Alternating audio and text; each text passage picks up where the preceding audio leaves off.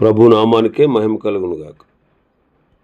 కూడి వచ్చిన మీ అందరికీ, కర్మిల ఆత్మీయ సహవాస సంఘ విశ్వాసులందరికీ మన ప్రభువును ఆయన ప్రియ కుమారుడునైన యేసుక్రీస్తు వారి శ్రేష్టమైన నామంలో శుభములు మరియు అందరికీ వందనాలండి. యెహెజ్కేలు గ్రంథం 13వ అధ్యాయాన్ని మనం ధ్యానం చేసుకుందాం. యెహెజ్కేలు గ్రంథం 13వ అధ్యాయం. ఇందులో ముఖ్యమైన అంశం ఏంటంటే అబద్ధ ప్రవక్తలు, ప్రవక్త్రీలు, వారి గురించి ఈ అధ్యాయంలో రాయబడింది. మరి 12వ అధ్యాయంలో ఇచ్చిన 2 సూచనల తర్వాత 5 సందేశాలు పొందుపరచబడ్డాయి అని మనం చెప్పుకున్నాం. ఇది 3వ సందేశం. ఇది 3వ సందేశం. 13వ అధ్యాయం అంతా 3వ సందేశం అన్నమాట. ఇర్మియా ప్రవక్తలతో మాత్రమే పోరాడాడు. యెహెజ్కేలు అయితే ప్రవక్తలతోనూ ప్రవక్త్రీలతోనూ పోరాడుతున్నాడు. మొదటి 7 వచనాల్లో మనం చూస్తే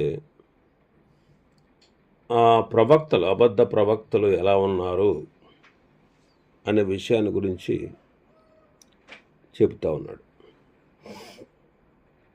మొదటి నుంచి 7 వచనాలు చూస్తే, మొదటి వచనం 2వ వచనం చదువుతాను.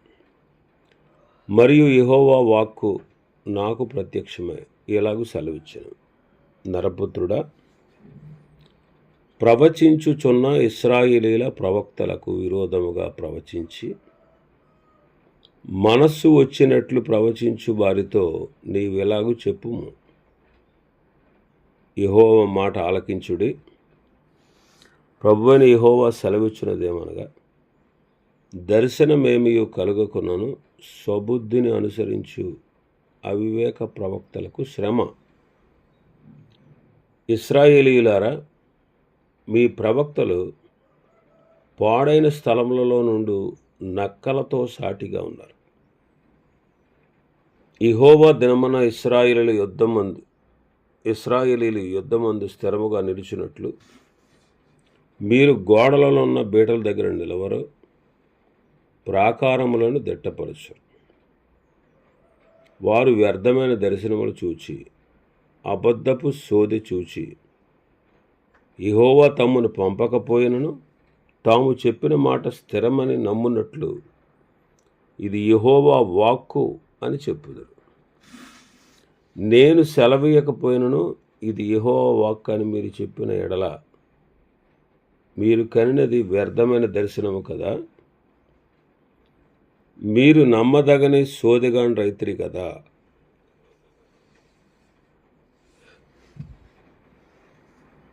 యెహెజ్కేలు కాలపు ప్రవక్తలు మనస్సుకు నచ్చినట్టుగా, వారికి ఇష్టం వచ్చినట్టుగా ప్రవచించారు. 2వ వచనంలో అదే చదువుతాం. మనస్సు వచ్చినట్లు ప్రవచించు వారితో నీవిలాగు చెప్పుము. వారు అవివేకులు. అందుకే 3వ వచనంలో ఏమంటున్నారు? యెహోవా సెలవిచ్చినదేమనగా, దర్శనమేమియో కలుగకున్నను స్వబుద్ధిని అనుసరించు అవివేక ప్రవక్తలకు శ్రమ అంటారు. దేవుడు వాళ్ళకి చెప్పలేదు. దేవుడు వాళ్ళకి చెప్పకపోయినా యెహోవా ఎలాగూ సెలవిచ్చుచున్నాడని చెబుతూ ఉన్నారు. ప్రజలను మోసం చేయడానికే వాళ్ళు అలా చెబుతున్నారు. అందుకే వాళ్ళని ఏమన్నాడు 4వ వచనంలో, ఇశ్రాయేలీలారా, మీ ప్రవక్తలు పాడైన స్థలములలో నుండి నక్కలతో సాటిగా ఉన్నారు అన్నాడు. పాడైన స్థలముల్లో ఉండు నక్కలను పోలి ఉన్నారు అని చెప్తున్నాడు. ఆనాడే కాదు, ఈనాడు కూడా ఈనాటి కాలంలో కూడా అబద్ధ బోధకులు ఉన్నారు. పేతురు 2వ పత్రికలో మనం చదివితే, పేతురు రాసిన 2వ పత్రిక 2వ అధ్యాయం మొదటి నుంచి చూస్తే, మరియు అబద్ధ ప్రవక్తలు ప్రజల్లో ఉండేవారు, అటువలే మీలో కూడా ఈనాడు కూడా అబద్ధ బోధకులు ఉంటారు. మరి వాళ్ళు ఎలాంటి వాళ్ళు? తమ్మును కొనిన ప్రభువును కూడా విసర్జిస్తారు, తమకు తామే శీఘ్రముగా నాశనాన్ని కలగజేసుకుంటారు. నాశనకరమైన భిన్నాభిప్రాయాలు రహస్యంగా బోధిస్తారు. అనేకులు వారి పోకిరీ చేష్టలను అనుసరిస్తారు. వీరిని బట్టి సత్య మార్గము దూషించబడుతుంది. వారు అధిక లోబులు, కల్పనా వాక్యాలు చెబుతారు. మీ వలన లాభం సంపాదించుకుంటారు. అలాంటి వారికి పూర్వం నుండి విధింపబడిన తీర్పు ఆలస్యం చేయదు, వారి నాశనము కునికి నిద్రపోదు అంటాడు. వాళ్ళు ఎలాంటి వారో చెప్పాడు ఇక్కడ. ప్రభువును విసర్జిస్తారు, తమకు తామే శీఘ్రముగా నాశనాన్ని కలుగజేసుకుంటారు, నాశనకరమైన భిన్నమైన అభిప్రాయాలను రహస్యంగా బోధిస్తారు. అనేకులు వారి పోకిరి చేష్టలను అనుసరించి నడుస్తారు. అనేకులు వీరి వలన సత్య మార్గం దూషించబడుతుంది. వారు అధిక లోబులు, కల్పనా వాక్యాలు చెబుతారు. మీ వలన లాభం సంపాదించుకుంటారు. కాబట్టి వారికి తీర్పు ఆలస్యం చేయదు, వారి నాశనము కునికి నిద్రపోదు. ఇంకా మనం చూస్తే మీకా గ్రంథం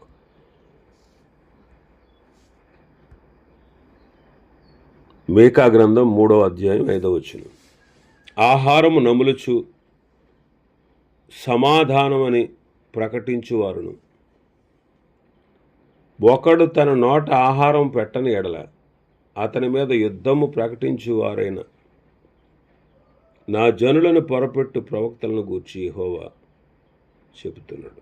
మీకు దర్శనం కలగకుండా రాత్రి కమ్ముద్ది, సోది చెప్పకుండా మీకు చీకటి కలుగుద్ది. ఇట్టి ప్రవక్తలకు సూర్యుడు కనబడకుండా అస్తమిస్తాడు, పగలు చీకటి పడుతుంది. సమాధానమని ప్రకటిస్తున్నారంట.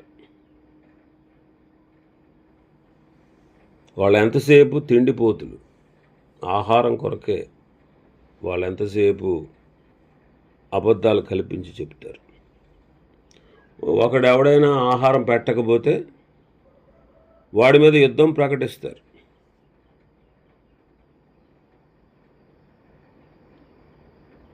కాబట్టి ఎలాంటి వారు ఉన్నారు? వారు మోసం చేస్తారు. వారికి భోజనమే ముఖ్యం, కానీ దేవుని వాక్యాన్ని వారు పాటించరు. దేవుని ప్రజలను బాధిస్తారు.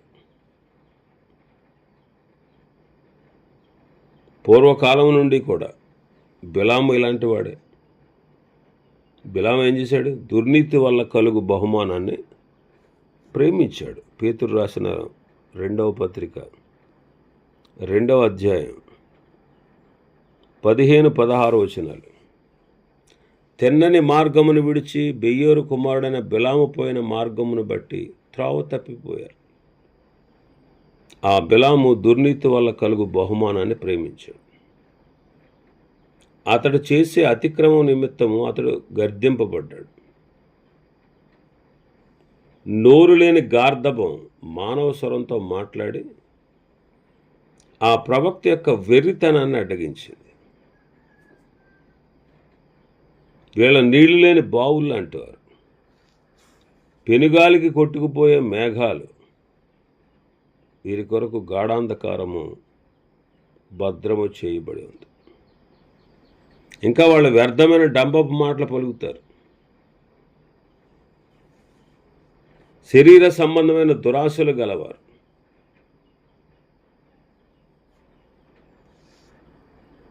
అప్పుడే రక్షణ పొందిన వారు దేవుని యొక్క ఉగ్రతను తప్పించుకుని రక్షణ పొందిన వారిని కూడా వారి పోకిరీ చేష్టల చేత మరల కొల్పుతారు. వాళ్ళు భ్రష్టత్వానికి దాసులై ఉండి మేము స్వాతంత్ర్యం ఇస్తామని చెప్పుకుంటారు. అలాంటి వాళ్ళు ఈనాటి కాలంలో కూడా ఉన్నారు. యోధాపత్రికలో అదే అంటాడు. యోధాపత్రిక 11వ అధ్యాయం, మొదటి అధ్యాయం అంటే ఒకే అధ్యాయం ఉంటుంది. అందులో 11వ వచనం, అయ్యో వారికి శ్రమ, వారు కయ్యను నడిచిన మార్గమును నడిచిరి, బహుమానం పొందవలనని బిలాము నడిచిన తప్పు త్రోవలో ఆతురముగా పరిగెత్తిరి, కోరహు చేసినట్టుగా తిరస్కారము చేసి నశించిరి. వీరు నిర్భయముగా మీతో సుభోజనం చేస్తారు, తమ్మును తాము నిర్భయంగా పోషించుకుంటారు, మీ ప్రేమ విందుల్లో దొంగమెట్టలుగా ఉంటారు. నిర్జల మేఘాలు వాళ్ళు, కాయలు రాలి ఫలములు లేక 2 మారులు చచ్చి వేళ్లతో పెళ్లగించబడిన చెట్లు, సముద్రము యొక్క ప్రచండమైన అలలు, మార్గము తప్పి తిరుగు చుక్కలు, వీళ్ళందరి కోసం గాఢాంధకారము భద్రము చేయబడి ఉంది. ఇలాంటి ప్రవక్తలు ప్రజలను మోసం చేస్తూ ఉన్నారు. మరి వాళ్ళకి చెబుతున్నాడు అన్నమాట ఈయన యెహెజ్కేలు గారు. ఏమని చెబుతున్నాడు? మీకు శ్రమ అన్నాడు 3వ వచనంలో. వారు ఎలాంటి వాళ్ళు అంటున్నారంటే పాడైన స్థలాల్లో ఉన్న నక్కల వంటి వాడు. నక్క యొక్క లక్షణం మనకు తెలుసు, అది మోసకరమైనది, మోసం చేసేది. నక్క యొక్క పని ఏంటంటే మోసం, చెరపడం ఇతరులని, చెరపడమే. వాళ్ళు బాగుపడతాం, ఎదుటి వాళ్ళని చెరపడం నక్క పని. అది నక్క యొక్క లక్షణం అన్నమాట. అందుకే పరమగీతంలో చదువుతాం కదా మనం. పరమగీతము 2వ అధ్యాయం 15వ వచనం, మన ద్రాక్ష తోటలు పూత పట్టి ఉన్నవి, ద్రాక్ష తోటల చెరుపు నక్కలను పట్టుకున్నాడు, సహాయం చేసి గుంట నక్కలను పట్టుకుని. ద్రాక్ష తోటలు పూతకు వచ్చాయి.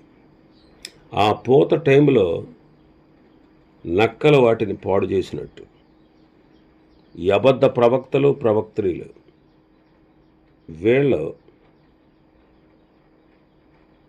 అబద్ధాలు చెబుతూ ప్రజలను మోసం చేస్తూ ఉన్నారు. అయితే ఇలాంటి ప్రవక్తలకు శ్రమ అన్నాడు. ఇంకా మన భాగంలో 5వ వచనంలో చూస్తే, యెహోవా దినమున ఇశ్రాయేలీయులు యుద్ధమందు స్థిరముగా నిలిచినట్లు మీరు గోడలలోనున్న బేటల దగ్గర నిలవరు, ప్రాకారములను దిట్టపరచరు.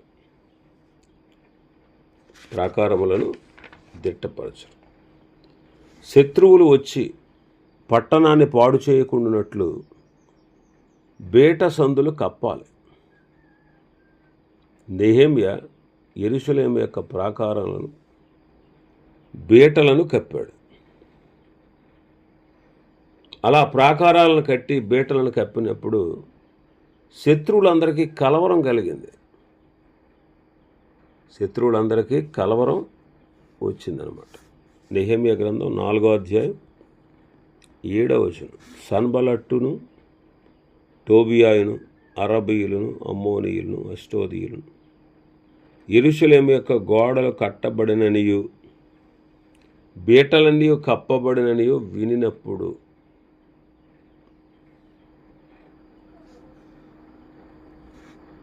మిగుల కోపపడి వాళ్ళు యెరూషలేము మీదకి యుద్ధానికి వచ్చారు. పనిని ఆటంకపరచాలని వారందరూ కట్టుకట్టి కలతపరిచారు. అయితే వాళ్ళు దేవునికి ప్రార్థన చేశారు. నెహెమ్యా వారి బృందం.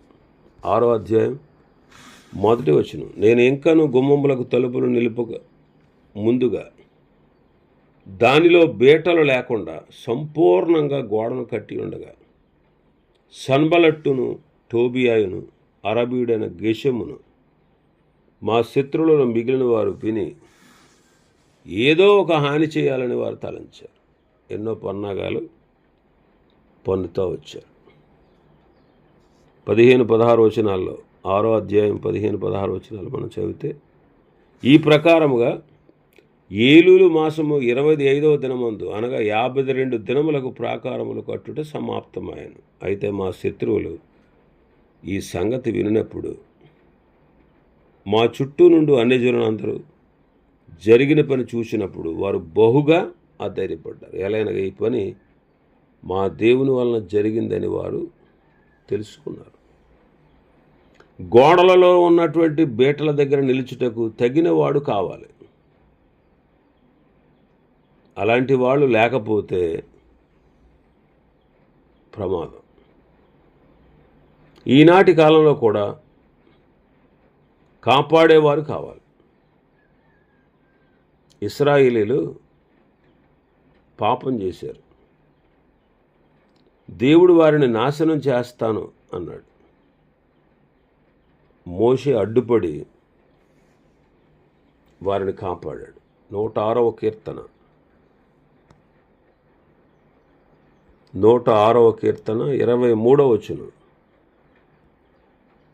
అప్పుడు ఆయన, నేను వారిని నశింపచేసేదనను.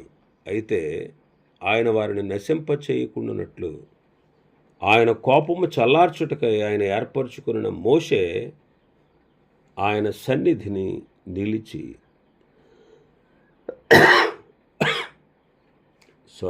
అడ్డుపడని. నిర్గమకాండం 32వ అధ్యాయం 10వ వచనం. నిర్గమకాండం 32:10. కావున నీవు ఊరకుండుము, నా కోపము వారి మీద మండును, నేను వారిని కాల్చివేసి నిన్ను గొప్ప జనముగా చేసేదనని మోషేతో చెప్పగా, మోషే తన దేవుడైన యెహోవాను బతిమాలుకొని, యెహోవా, నీవు మహాశక్తి వలన బాహుబలం వలన ఐగుప్తు దేశం నుండి రప్పించిన నీ ప్రజల మీద నుండి నీ కోపం తీసేసుకో. ఎందుకు కోపం మండుతూ ఉంది? ఆయన కొండలలో వారిని చంపినట్లుగా, భూమి మీద నుండి వారిని నశింపచేయనట్లుగా కీడు కొరకే ఆయన వారిని తీసుకుని పోయాడు. ఇలాగా ఐగుప్తీయులు చెప్పుకుంటారు. నీ కోపాగ్ని నుండి మళ్ళుకొని నీవు నీ ప్రజలకు ఈ కీడు చేయక దాన్ని గూర్చి సంతాపపడము. నీ సేవకులైన అబ్రహాము, ఇస్సాకు, ఇశ్రాయేలును జ్ఞాపకం చేసుకును. నీ వారితో ఆకాశ నక్షత్రముల వలె మీ సంతానము అభివృద్ధి చేసి నేను చెప్పిన ఈ సమస్త భూమిని మీ సంతానములకు ఇచ్చేదనని, వారు నిరంతరము దానికి హక్కుదారులు అవుతారని వారితో నీ తోడని ప్రమాణం చేసి చెప్పావు కదా అని గుర్తు చేస్తాడు మోషే. అప్పుడు ఆయన ఆ కీడు చేయకుండా సంతాపపడ్డారు. 32వ వచనంలో మనం చూస్తే, అదే అధ్యాయం నిర్గమకాండం 32:32. అయ్యో, నీవు వారి పాపమును ఒకవేళ పరిహరించితివా? లేని ఎడల నీవు రాసిన నీ గ్రంథములో నుండి నా పేరు తుడిచివేయమని బతిమాలుకొనుచున్నాను. ఆ రీతిగా మోషే అడ్డుపడ్డాడు. అలాగే సమూయేలు కూడా ఇశ్రాయేలు ఫిలిష్తీయులకు బానిసలై ఉండగా సమూయేలు దేవుని సన్నిధిలో ప్రార్థించి ఇశ్రాయేలులకు జయము కలుగజేశాడు. నేడు కూడా సంఘ క్షేమము కొరకు, సంఘ అభివృద్ధి కొరకు, సంఘ విస్తరణ కొరకు, సంఘాలలో ఉన్నటువంటి సమస్యల పరిష్కారం కొరకు మనం దేవుని సన్నిధిలో అడ్డుపడి కన్నీళ్లతో పట్టుదలతో ప్రార్థించే ప్రార్థనా పరులు అవసరమై ఉన్నారు. ఆ పని చేయడం ఎంతో ప్రయోజనకరం. కానీ వాళ్ళు ఆ దినాల్లో ఆయన పంపకపోయినా సరే 6-7 వచనాలు మనం చూస్తాం. వారు వ్యర్థమైన దర్శనమును చూచి అబద్ధపు సోది చూచి యెహోవా తమ్మును పంపకపోయినను తాము చెప్పిన మాట స్థిరమని నమ్మునట్లు ఇది యెహోవా వాక్కు అని చెప్పేవారంట. వారు సోదిగా అంటారు అన్నమాట. 7వ వచనంలో నేను సెలవేయకపోయినను అది యెహోవా వాక్కు అని మీరు చెప్పిన ఎడల మీరు కనినది వ్యర్థ దర్శనము కదా, మీరు నమ్మదగని సోదిగాండ్రైతిరి కదా అంటాడు. కాబట్టి తమ హృదయాల్లో పుట్టిన వంచన వారు ప్రకటన చేస్తూ ఉన్నారు. వాళ్ళు వ్యర్థమైన దర్శనాలకు అంటారు. ఈనాడు మనం కూడా దేవుడిచ్చే వర్తమానాలే మన ప్రజలకు అందించాలి, కానీ మన సొంత వాక్యాలు చెప్పకూడదు. మన ప్రియ ప్రభు అయిన తండ్రి ఇచ్చిన వర్తమానాన్ని మనం అందించాలి. యేసుక్రీస్తు ప్రభువారు కూడా శరీరధారిగా ఉన్న దినాల్లో ఆయన ఏమన్నాడు? నేను చేసే బోధ నాది కాదు అన్నాడు. యోహాను సువార్త 7వ అధ్యాయం 16వ వచనంలో. ఈనాడు మనము కూడా పరిశుద్ధాత్ముడి ద్వారా వర్తమానాన్ని అందించాలి. అప్పుడే దేవుని పని జరుగుతుంది. ఆత్మలు రక్షించబడతాయి. విశ్వాసులు ప్రభువుని పోలి నడుచుకుంటారు. ఇది అత్యంత ఆశీర్వాదకరం. ఇంకా చాలా విషయాలు ఉన్నాయి ఈ అధ్యాయంలో. మరికొన్ని విషయాలు రేపు ధ్యానం చేసుకుందాం. దేవుడి వర్తమాన వాక్యాన్ని మన వెనికిడిలో ఆశీర్వదించును గాక. ఆమేన్.